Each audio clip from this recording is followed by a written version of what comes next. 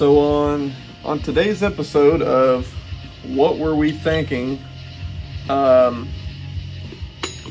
this was a last minute, late night put together job as we all do.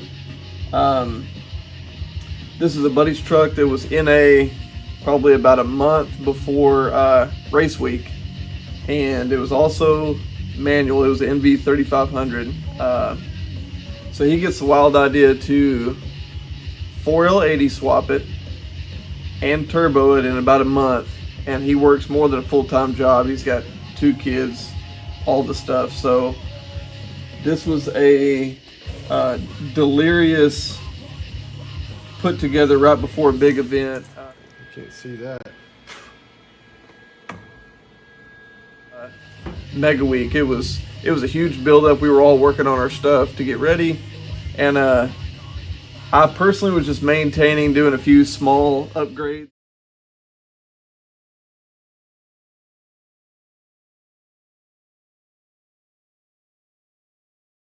While this guy is going ham. So this was a new turbo, a 7875, I think a Gen 1. It is a great turbo. VS Racing, this is a used wastegate and a KB Racing manifold, I believe. Maybe a trick. So he put all these components together, and on the first test drive with an unknown 4L80 that I had put a shift kit in for him. We're driving this thing at 2:30 in the morning, and it's making some boost. It's not wanting to shift. It starts spraying trans fluid out of the grill. What else happened? We're trying to make it shift. I'm running the laptop, driving, proceed to make too much boost because unknown wastegate. Blew the intake boot off of it, hit the fan, alternator, all kinds of stuff. So that was about a week and a half before we needed to leave for MEGAWEEK. So anyway, we had plenty of stuff to do. Myself on my truck, and then him finishing up. So we got the worst done first. We got everything ready, and then we met that morning, and basically I remotely tuned the truck while I was driving my C10. He's driving his and calling me with all kinds of crazy stuff that's going on. We're tuning the truck as we drive. This is after he had put a different transmission, a borrowed transmission in last minute to take care of the shifting issue. Therefore, we never made boost to figure out what our issues were or anything else. So here we were, day 0 of race week, basically driving to Tulsa from Ada, where we live, completely untested, just ready to take on the world. So we knew we were going to run into small issues. My main goal was to get my junk there and for him to be able to make a pass on the strip and everything go okay. And by okay, I mean don't scatter it on the track. Hopefully make a decent pass, A to B, to have something for all of his hard work.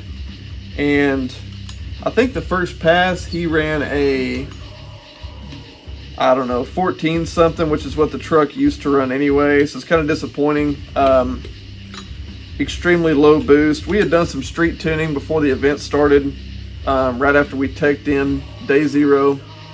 And basically, my truck was running okay. I was going to turn it up a little bit. I think I ran a low 12, like a 1206 the first time down, which I was happy with that. That's the fastest it's ever been. It's only the second time it's been to a drag strip. So he ran a, I want to say 14 and change with this one. So we were kind of disappointed. We proceeded to make a pass on the street, and it would seem to run better for whatever sense that makes. Once we started looking more at the tune, and he goes up for another pass, and I think maybe ran closer to a 14.0, which we were kind of happy with. But it's making like 5 pounds of boost. We had the manual boost controller trying to open this thing up where it wouldn't overboost. But the biggest thing was he couldn't make any boost off the line. About 100, 200 feet out, it would finally light up, spool, and he's hauling the mail.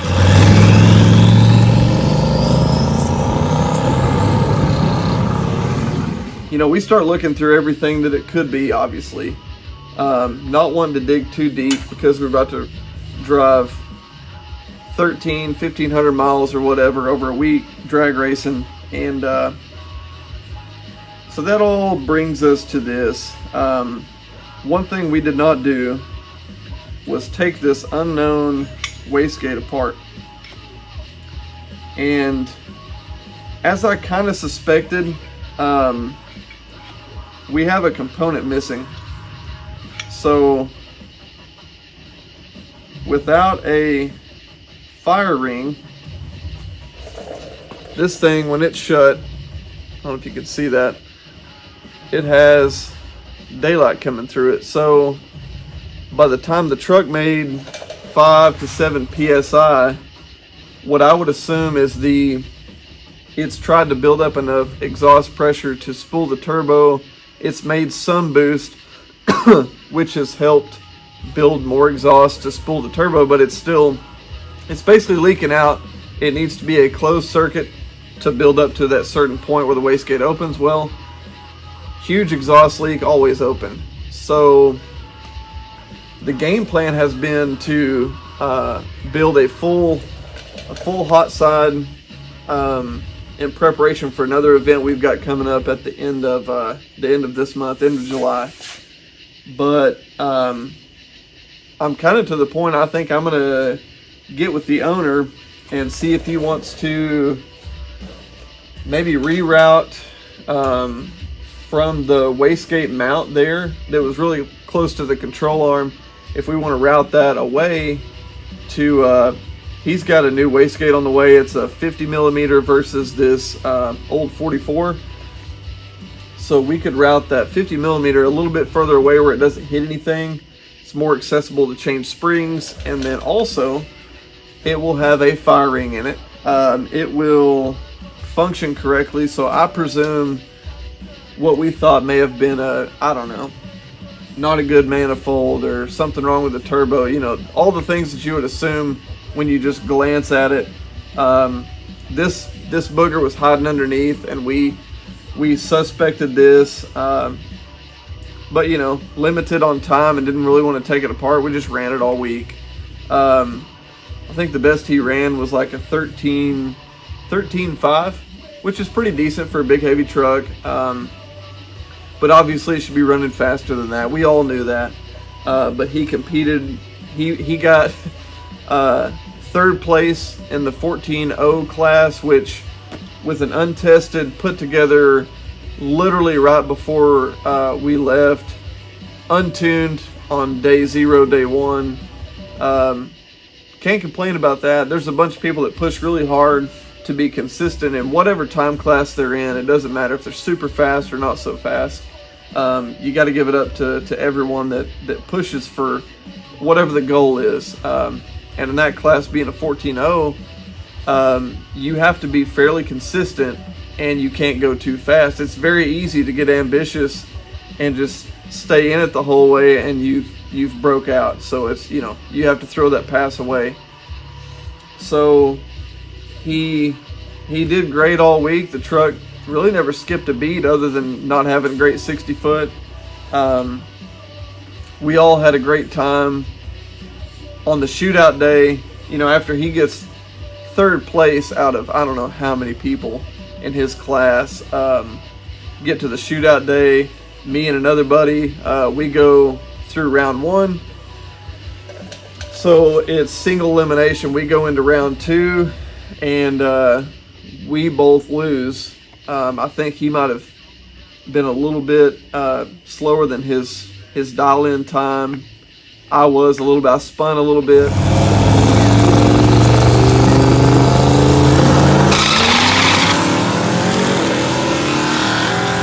I dialed in 1165, and I was a little bit slow. Spun, and I think I ran a 1190, which is not fast enough. So our days were over in the shootout on the last final day of the event. This guy goes round 1, obviously, then round 2, round 3, 4, and in the midst of all this, it's hot. My kids are missing me, so I pack up the truck and I watch him make, I think he went into round 3. I watched him make that pass, and I told him, you know, best of luck. I got to get home. I get a phone call later that he's gone from, I think, 150 cars. He has gone all the way to 6 cars left. Again, in a truck that is untested, turbo truck, and he's pretty close to his dial-in every time. He's consistent enough to be beating the guy beside him, and this is a bracket style shootout is what it was. So anyhow, he calls me and tells me he's blown away that he almost made it to he almost took home hardware twice, which would be, you know, winning 3rd in his class, and then also you know, getting best case about 3rd in the shootout, because it was 6 cars left. If he would have won, he would have been guaranteed at least 3rd place. So I'm super proud of him, and I think he was happy. Probably a roller coaster of emotions when your truck's not doing it, or your vehicle, your race car, whatever, it's not doing what you want it to do, what you planned on it to do. But at the end of the day, you're having a great time. You didn't oil down the track, and you're taking home hardware. Getting to go spend a week on the road, you know, living your best life as far as a drag racer in a drag and drive event that's kind of a once in a lifetime. Over 550 cars, 2 separate events, all in one, 2 different groups every day. It was something to remember. So I didn't take home any hardware, I didn't place, but I had a great time. My stuff stayed together, so I was happy about that. We basically just had to worry about feeding ourselves and getting all the miles knocked down. It was a lot of driving. So anyway, that brings us to here. We are trying to get this truck faster. He wants to make at least one good showing before he does anything different with the truck, which may be to pull the good stuff out of it. And he's wanting to put together a C10 that he's got at his house. So if that happens, that means this may be the last hoorah before it gets taken apart. But I'm to the point of, this is not going to go back on, obviously. We can get this thing down the road, and you know, I loosely guaranteed him, I said, man, this thing's going to run 12s. I don't see how it can't.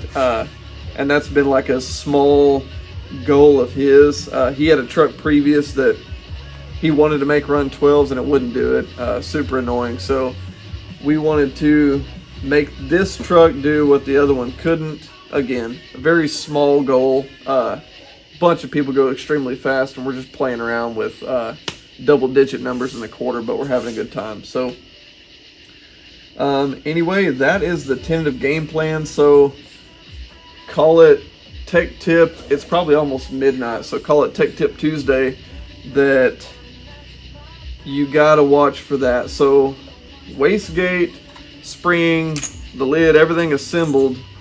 Note to self, if you can hold it up and you can see all kinds of daylight around it, she's cooked.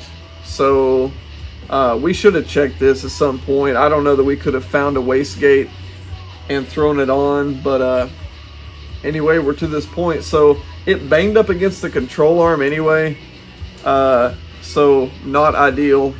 We will make sure that doesn't happen, and that if we don't modify that nice log manifold, then it can be reverted back to use a 44 millimeter or turn the adapter pipe I'm going to make for to reuse the 50 millimeter on it in a different application. So trying to minimize the damage. One big thing is, let me grab this real quick. This was put together last minute. This was the hater pipe out the fender. I love it. It looks like a sewer pipe or something. Still getting it done. It was banging the fender a little bit just from the motor mounts rocking. So this is going to get redone. I will probably just zip it off back here. I want to step it up to like a 3.5 or 4 inch and just do it big, do it right, and take that out the fender. Or if he really wants to run this setup for a while, maybe for the rest of the season into the fall, we'll see. I may actually try to take the exhaust down the frame like he had planned as a more of a street friendly, you know, take the kids to school, daycare, whatever, not just be blasting out the fender. So kind of mixed feelings on that, but if we retain fender exit, we're going to make it nicer. But I think I'm going to bring him over tomorrow night or something, and we're going to hash this out. I want a game plan to where we can feel confident about getting it done. My truck doesn't really need much before then. We plan to both run the event.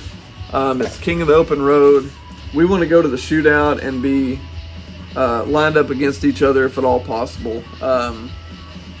My mid-11s, I'm super proud of the truck. We'll give it a walk around. We're gonna try to shoot to be there and not be stressed out and working all night long right before.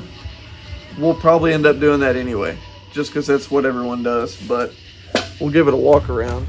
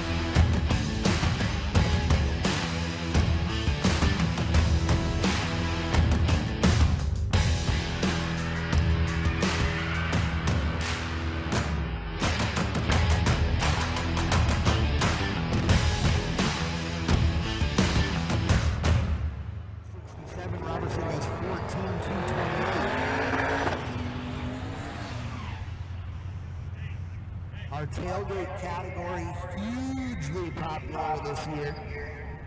Our biggest class, both in the A group and the B group. And we love it. Truck 279, Steven McNeil, over there in the left lane in the C10, went 1190.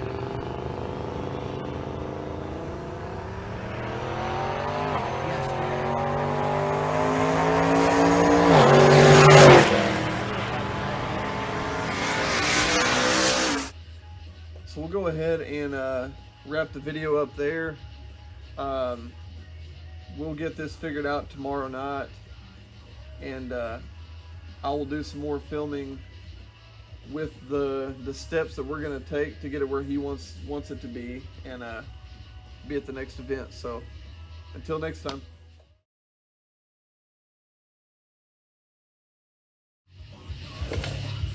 I need to get used to looking at the camera.